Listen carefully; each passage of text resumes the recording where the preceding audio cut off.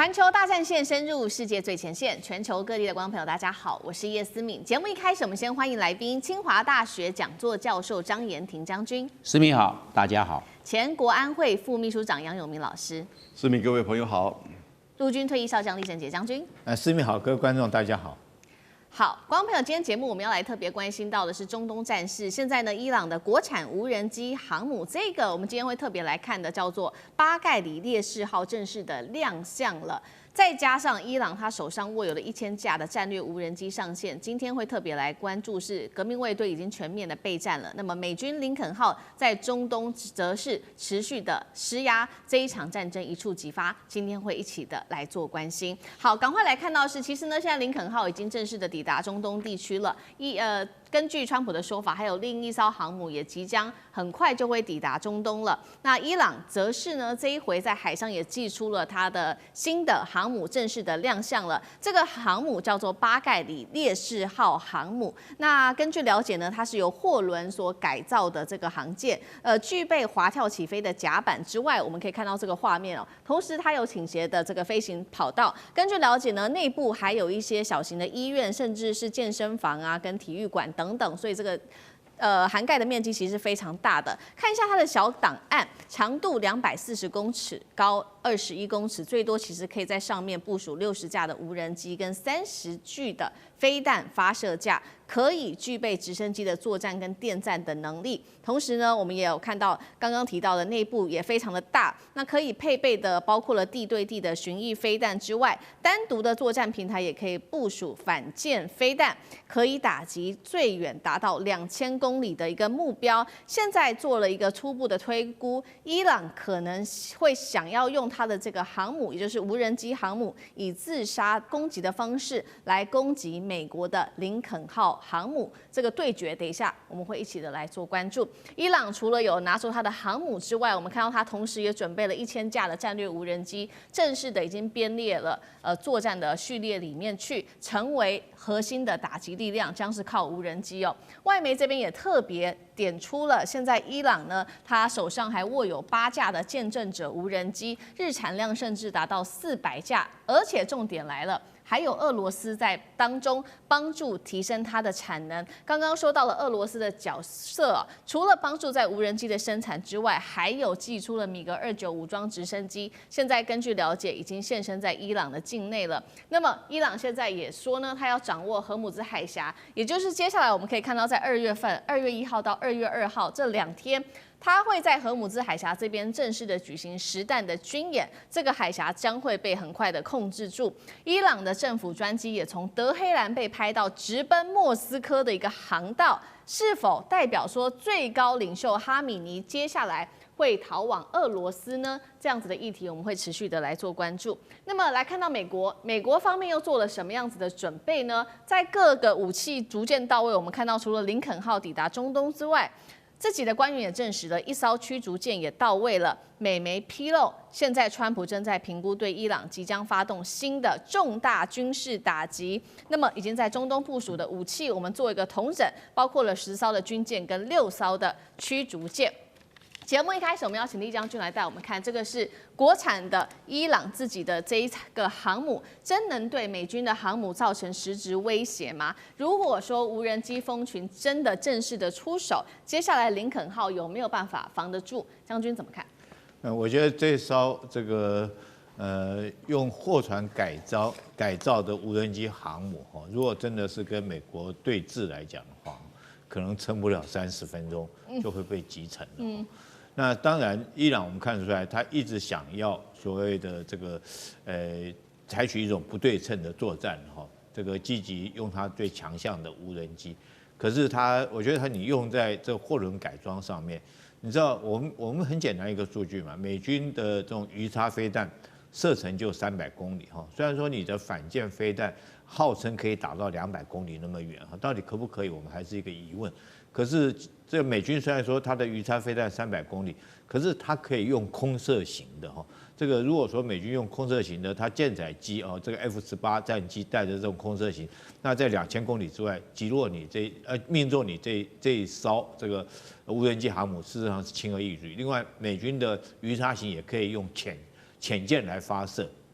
那一艘航母通常来讲的话，你必须有很多，你除了攻击的武器之外，你还有自卫的武器。我们看到任何一艘军舰上面，基本上都有防空的或者反导弹的飞弹部署在船上面。那要不然最起码你近迫防御系统也要有。这个美军的是方阵快炮，那解放军的是1130快炮。那如果说这条船上面这些东西都没有，那很容易被击落。第二个来讲的话，这美军要侦获到你也是非常容易的。这个以美军现在不要说是太空卫星了，它如果说船上或者是飞机上的电子战的雷达来讲的话，要在这个波斯湾上面侦获到你这条船事实上我觉得并不是很难的事情，你很快就会被侦获到。那第三个，你这条船上面到底有没有反电子的装备？如果你连这些装备都没有，那一个这个美军，譬如说是航母上面的咆哮者战机过来的话，可能就将你所有电子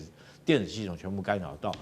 当然，我觉得伊朗这也是没办法中的没办法说想用这种办法，可是这个确实很不切实际，只是流于政治宣传为主。那目前来讲，据我了解的，到今天下午最新的一个讯息这个美国虽然说林肯号航母已经部署在这个阿曼湾的外海，就阿拉伯海波斯湾的外海，在这边应该已经在那边就位了。虽然它将 AIS 关掉，但是今天有一个 AIS 的信号雷达又开了在什么地方呢？有一艘美军的伯克级驱逐舰，现在正通过红海这个苏伊士运河，它等于说是从这个地中海那个方向赶过去，所以美军不断的军舰在这方面增援这个地方。我个人认为，美军是想要川普是想要借着这个极限的军事施压，来迫伊朗来就范，来愿意上这个所谓的谈判桌，来谈所谓外交方面来做解决那伊朗来讲，目前来讲也没有说是完全关掉这个大门，外交的谈判他也没有关掉这个大门。但这场仗打起来，我觉得就美军来讲，也不见得能够占到便宜。虽然说他可以将伊朗打到元气大伤，可是他如果说不能在第一时间就将伊朗这个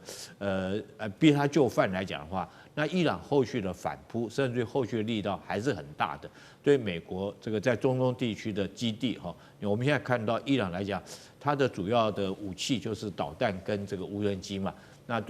不管是对以色列或对美军在这个中东地区的基地，都会构成很大的威胁。所以我个人研判到最后这两个国家还是会走上这个谈判桌，来做一个用外交方面来做一个解决。那真的是开战的几率，我个人研判是不高的。好，所以我们看到美方现在正在做极限施压，所有的武器都已经集结在伊朗的周遭。那另外一方面，这个伊朗看起来情势紧张，是不是在这个时候也有跟俄罗斯有军事上面的合作呢？刚刚提到了说，哈米尼的专机现在有在猜测是否要往莫斯科的方向飞过去，难道他是要逃离这个伊朗吗？那同一时间，另外就是有被发现遏制的米格29现身在伊朗，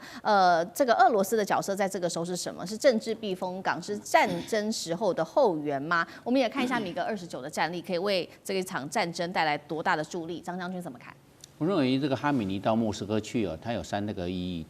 也是3大目的。第一个做战略移转，因为哈米尼如果留在德黑兰，留在伊朗，它是美国要去攻击的目标，就跟在委内瑞拉对马杜罗就是要去擒拿他。那现在他如果是哈米尼是伊朗的最高宗教领袖，也是最高领袖，他现在到莫斯科去了，战略目标到莫斯科去了。你在这边，你对美国对德黑兰还能够有这一方面的要去狙杀哈米尼，用一个外科手术式的斩首战吗？没有啦，你的目标已经跑到莫斯科去了。在莫斯科来讲是相对安全的，这是一个战略移转，因为哈米尼在哪里？都会洞见观瞻，被以色列的摩萨德的情报组织，或者是美国的 CIA 中情局掌握，那就是我讲的轰炸幕，就是那个地方，因为这个很容易被掌握嘛，因为他这个想要去隐蔽，躲在哪里？躲在指挥所，躲在地下洞穴，或者躲在碉堡里面，很容易被掌握，那就是被攻击目标。那他离开了，你怎么攻击？他人不在那个地方，所以这是一个非常重要的战略移转到安全的处所。第二个，实施战略沟通跟战略协调。因为伊朗需要买什么武器、什么装备，所需要什么的急需，透过哈米尼直接在莫斯科直接跟他们的当局就协调了，不用再来来去去的了。这个我要买这个，这个要加强这个，这个要加强这个方面的交换，因为它是最高的，他直接在莫斯科就做了战略沟通跟战略指导，这是最快最直接的。最高领袖在这个地方嘛，很容易就可以达成他的战略沟通的这一方面的目标。我们第三个就是一个我们讲的保全战略象征，因为他是毕竟是伊朗的最高领导人，那最高领导人是安全的，安全无疑的，这个政治符号、政治图腾就保全住了嘛。对伊朗这一方面的这个指挥体来看的话，没问题，这个最高领袖是安全无疑的，大家都可以按照这个指挥体系、组织运作、这个官僚的体系继续来这边实施，没有问题啊。所以他这个是为了保全战略符号、战略图腾、战略象征，他做了这方面的努力。我认为伊朗是有备而来的，不然的话，那哈米尼在哪个地方？在伊朗，伊朗虽然大，但是问题是目标被掌握的是相对容易的。是。那我们现在看米格29，那米格29是一个战斗机，它的这个最高的速度是2.3马赫，这个最大的航程我们讲的就是1500公里。但是问题是它是老一代的。那它老一代的话，现在都已经到了数位化的这种作战模式，或者是体系化、网状化的作战系统。那它这个能够有多少的这个我们讲到的抗干扰、电子反制的能力，我认为堪虞。因为再加上一个最大的致命伤，就是讲的伊朗的训练，因为它经过它那么穷，经过美国的这种武器禁运，还有经济制裁，它在这一方面是经过长期下来，对它军力的这种折损跟他的训练来看的话，都会受到非常大的影响。尤其我们看去年2025年，这个以色列也包括美国的 B2 轰炸机对伊朗的这方面的轰炸，伊朗整个防空只管通勤系统也好，还有防空这个飞弹也好，防空火炮系统都没有发挥威力耶。那换句话说，它的系统空地整合的系统出了一个很大的问题。当然，俄罗斯也提供它的这个最新型的这米28的武装直升机，但是这是对地作战的，这个武装攻击直升机是对地作战的。那美军跟以色列如果不进入地面进入，这个米28大概只能这个空中警戒跟地面运兵的这方面的一个功能了，所能够发挥是有限的。所以米格29的战机也好，或米28的武装运输直升机也好，我认为在伊朗所能够发挥的战略角色相当有限。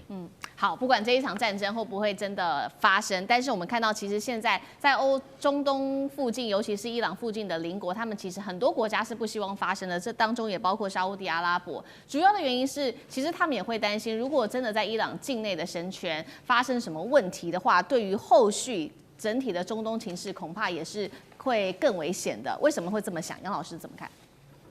如果伊朗发生动乱、冲突、战争，那一定会有外溢扩大的效应。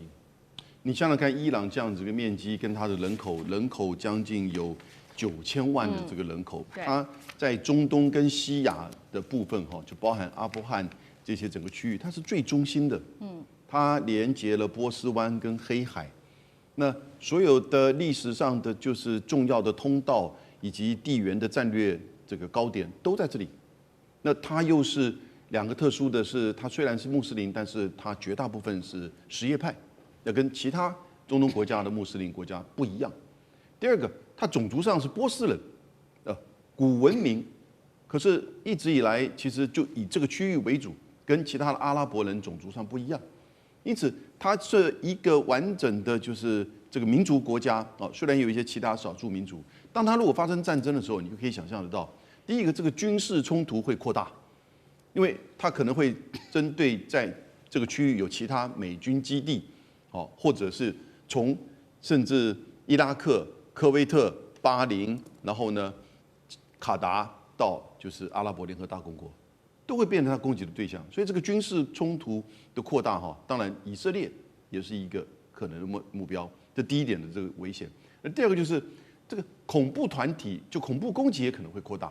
因为过去各位记得吗？从伊朗到伊拉克到黎巴嫩，然后呢到就是叙利亚基本上一直连结的就是以什叶派为主的。那经过这一阵子，从伊拉克到黎巴嫩的就是相关的派系，以及到叙利亚的这个政变，这美国跟以色列相当程度的压制了伊朗支持这边的什叶派的一些作为。可是现在如果它整个动荡的话，这个一定会相关的这些组织恐怖攻击会再起。那第三个，能源啊，你更不要想，战争还一开打的时候，波斯湾可能就被封锁了。然后呢，伊朗自己本身的油，它如果减少供应的话，国际的油价，那甚至这个区域的能源的运输都会产生影响。那第四，我们刚刚提到，它有9000万的人口，你产生的难民的冲击也是难以想象的。它其实整个过去20年，整个中东跟西亚地区的这些冲突，从美国打阿富汗到伊拉克，全球的难民都在增加。